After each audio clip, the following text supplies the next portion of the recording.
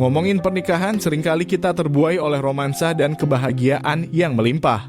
Apalagi kalau kamu adalah pasangan muda yang baru menikah dan lagi kasmaran. Dunia serasa milik berdua. Seolah tak ada yang akan bisa memisahkan kamu dan pasanganmu sekarang dan ratusan tahun yang akan datang. Namun sayangnya, kenyataan tidak selalu indah.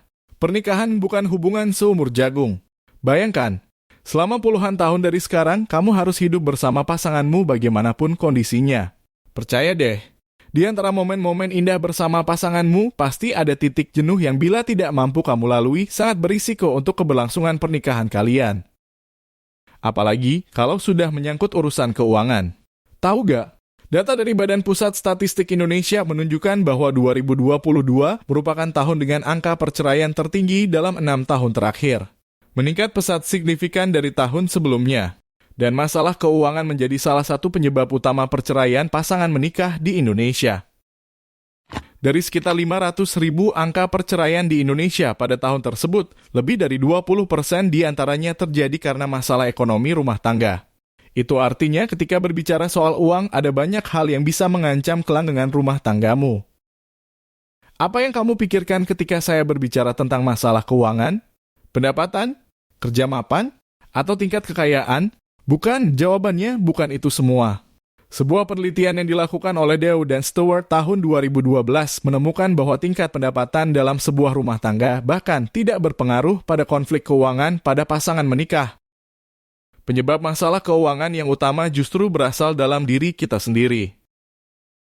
Benar, faktor-faktor psikologi seperti komunikasi, komitmen, kejujuran, dan masalah-masalah tersembunyi lainnya adalah penyebab utama dari konflik keuangan yang bisa terjadi dalam sebuah hubungan rumah tangga. Sebelum kita lanjut ke kiat untuk menghindari konflik dalam hubungan pernikahan, ada baiknya kamu tahu lebih dulu tentang apa saja sih aspek-aspek psikologis pada pasangan menikah, khususnya yang terkait dengan masalah keuangan.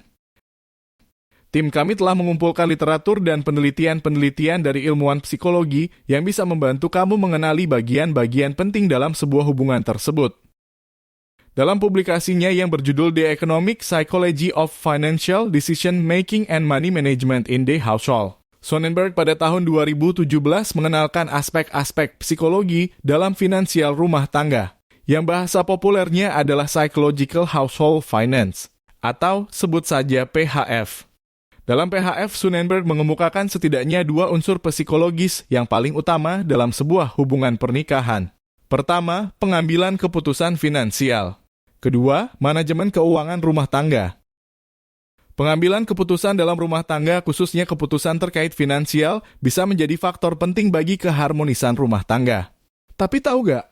Pengambilan keputusan finansial juga kerap menjadi pemicu konflik antara suami dan istri.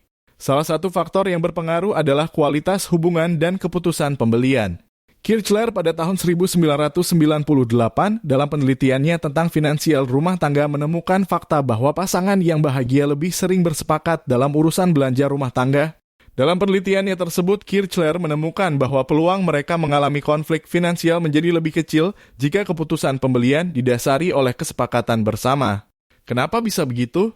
Jadi, pasangan yang lebih bahagia akan mengantisipasi terjadinya konflik sebelum membelanjakan uang mereka. Dengan begitu, mereka tidak akan membelanjakan anggarannya kalau belum berdiskusi dan membuat kesepakatan dengan pasangannya. Hal ini juga berhubungan dengan taktik bernegosiasi dengan pasangan terkait belanja rumah tangga.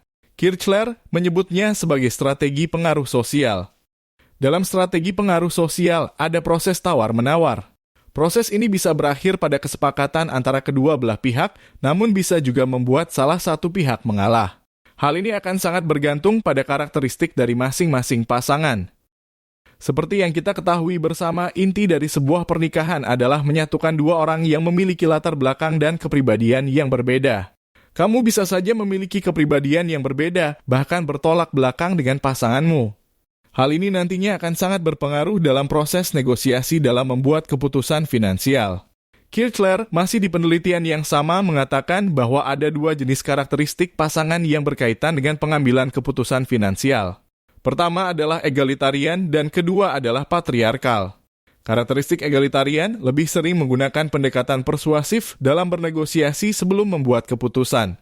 Sedangkan pada pasangan yang patriarkal cenderung memanfaatkan powernya untuk memengaruhi pasangan mereka. Memahami karakteristik pasangan inilah yang nantinya menentukan bagaimana keputusan finansial itu dibuat. Tanpa mencoba memahami karakteristik ini, konflik bisa saja terjadi. Kondisi tersebutlah yang ditemukan oleh Kitchener di penelitiannya. Menurutnya, banyak pasangan yang tidak tahu bagaimana mereka membuat proses pengambilan keputusan finansial bersama. Akhirnya, hal itu justru menjadi sesuatu yang membingungkan.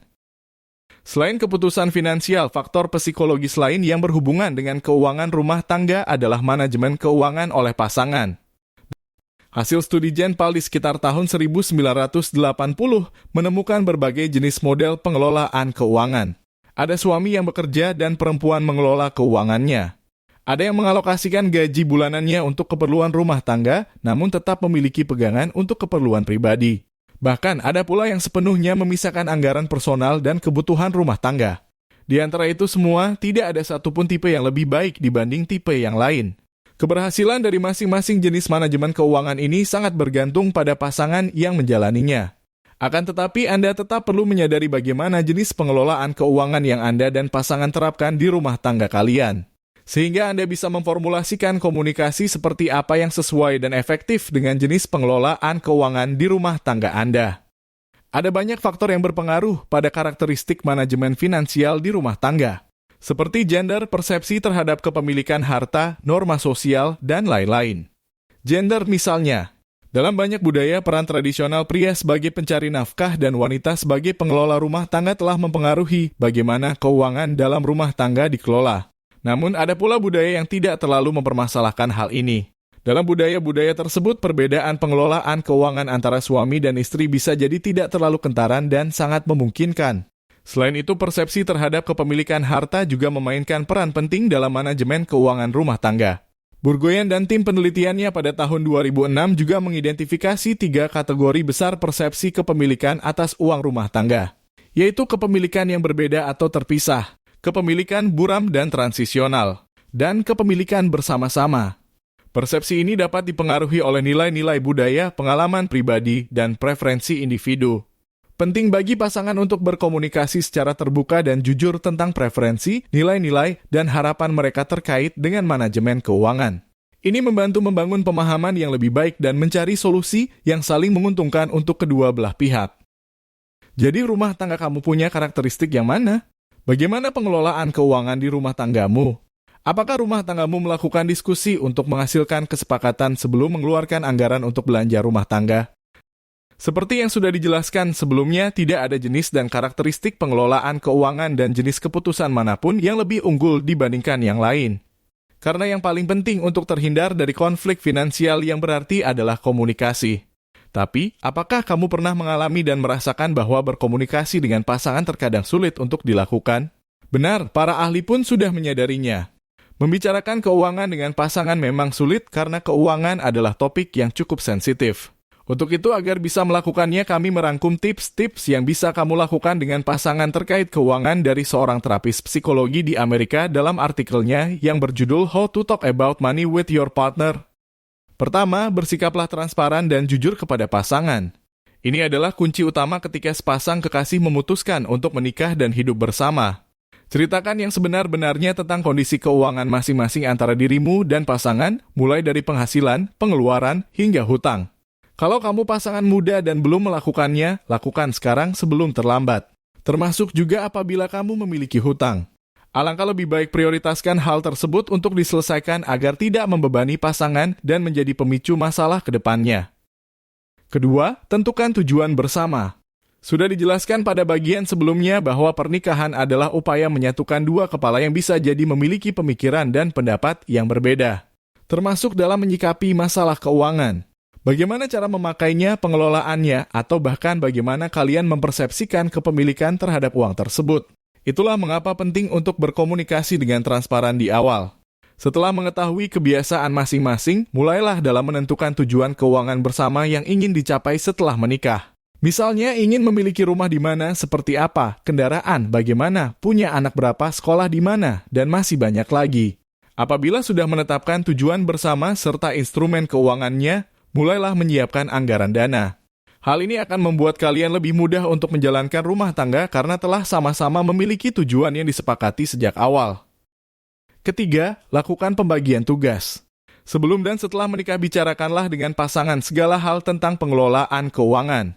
Di video ini sebelumnya sudah dijelaskan tentang jenis-jenis model pengelolaan keuangan dalam rumah tangga. Model itu bisa kamu jadikan referensi untuk melakukan pembagian tugas. Jika hanya ada satu pihak yang bertugas memiliki pendapatan, suami misalnya, kamu bisa meningkatkan peran istri sebagai pengawas dan pencatat arus kas. Apabila kamu dan pasangan sama-sama bekerja, kalian bisa membuat aturan-aturan tertentu yang menurut kalian paling sesuai dengan karakteristik kepribadian. Pembagian peran dan pengaturan anggaran rumah tangga penting demi menjaga keuangan keluarga lebih terkontrol, sehingga meminimalisir potensi terjadinya konflik finansial. Jangan lupa yang terakhir adalah antisipasi risiko. Jangan cuma membicarakan hal-hal yang baik saja. Dalam proses komunikasi untuk membicarakan urusan finansial dalam rumah tangga, kamu dan pasangan bisa membicarakan juga risiko-risiko yang mungkin terjadi selama kamu menjalani rumah tangga. Dengan begitu, kalian memiliki gambaran tentang berapa yang bisa dialokasikan untuk mengantisipasi risiko-risiko tersebut. Asuransi misalnya. Asuransi dapat membantumu dalam memberi perlindungan ketika mengalami risiko yang tidak diinginkan di kemudian hari. Asuransi juga dapat berfungsi sebagai tabungan untuk masa tua. Perlindungan kesehatan, juga perlindungan terhadap anak dan keluarga. Nah, kamu sudah memahami pentingnya memahami karakteristik finansial dalam rumah tanggamu. Kamu juga sudah berkomunikasi dengan pasangan terkait segala hal tentang pengelolaan keuangan. Lalu, apakah dengan begitu hubungan kamu dijamin bebas konflik finansial? Jujur saja, video ini tidak bisa menjamin hal tersebut, karena studi-studi terdahulu telah menemukan bahwa dalam sebuah pernikahan hubungan tidak bisa selalu berjalan dengan harmonis. Pasti ada saja masalah-masalah yang membumbui perjalanan asmara pasangan yang menikah. Namun saat masalah itu terjadi bukan berarti hubungan kamu dengan pasangan menjadi buruk dan harus berakhir, kan? Justru jika kamu dan pasangan berhasil melalui konflik tersebut, dijamin hubungan kalian akan menjadi lebih sehat dan harmonis. Untuk itulah penting bagi pasangan menikah menyiapkan diri untuk menghadapi konflik dengan pasangan di masa yang akan datang agar tidak kaget dan berakhir buruk. Nah, berhubung video ini sedang membahas masalah keuangan, kami berikan tips-tips yang bisa membuat kamu lebih siap menghadapi masalah finansial dengan pasangan di masa yang akan datang. Pertama, tingkatkan pengetahuan literasi finansial. Tingkatkan pengetahuan literasi finansial kalian dengan cara membaca buku atau artikel mengenai cara mengelola keuangan. Lalu, ikuti kelas atau seminar seputar keterampilan merencanakan dan mengatur keuangan. Kalian juga dapat berdiskusi dengan rekan yang sukses secara finansial atau ahli keuangan dan bergabung dalam komunitas keuangan. Percayalah, hal tersebut dapat berdampak positif bagi Anda. Dengan meningkatkan literasi finansial Anda, apabila kelak kamu dan pasangan menghadapi masalah keuangan, kalian bisa mengambil keputusan terbaik dan objektif untuk menyelesaikannya. Kedua, pahami realita kondisi keuangan. Ini hal penting untuk dilakukan. Kamu dan pasangan perlu memahami betul realita kondisi keuangan kalian. Berapa pendapatan masing-masing pasangan, kemampuan dan pengeluaran, serta apa saja belanja prioritas dalam rumah tangga kalian. Atur dan jaga berbagai dokumen seperti surat penghasilan pasangan, kepemilikan aset, buku rekening, dan tagihan. Hal ini akan membuat kondisi keuangan jauh lebih transparan, sehingga dapat mengurangi konflik dalam rumah tangga. Ketiga, buatlah perencanaan keuangan. Pasangan yang baru menikah perlu memahami bahwa akan banyak pengeluaran rutin yang harus dikeluarkan. Apabila dilihat rentang waktu kebutuhan, pengeluaran dalam rumah tangga dibagi menjadi dua. Pertama, pengeluaran jangka pendek seperti biaya makan, transportasi, listrik, air, dana darurat, dan cicilan pembelian rumah atau kendaraan. Kedua, pengeluaran jangka panjang yaitu biaya untuk 5-10 tahun ke depan seperti tabungan, investasi, dana pendidikan anak, dan dana pensiun. Inventarisir semua kebutuhan kalian dengan rapi. Lakukan pencatatan setiap ada pemasukan dan pengeluaran. Jika memungkinkan, gunakan buku atau file untuk melakukan pencatatan, termasuk timeline dari pembayaran dan rencana realisasi kebutuhan-kebutuhan penting lainnya. Sekali lagi kami akan menekankan bahwa pernikahan adalah upaya untuk menyatukan kepala dengan isi yang berbeda-beda. Maka dari itu pasti ada saja dinamika di dalam hubungan pernikahan termasuk dalam urusan finansial. Namun bukan berarti semua itu harus berujung pada masalah. Pahamilah bahwa perbedaan pendapat, karakter, dan kepribadian justru merupakan pemanis dalam sebuah hubungan pernikahan, sekaligus menjadi pemantik agar kita sebagai manusia terus belajar dan berkembang ke arah yang lebih baik.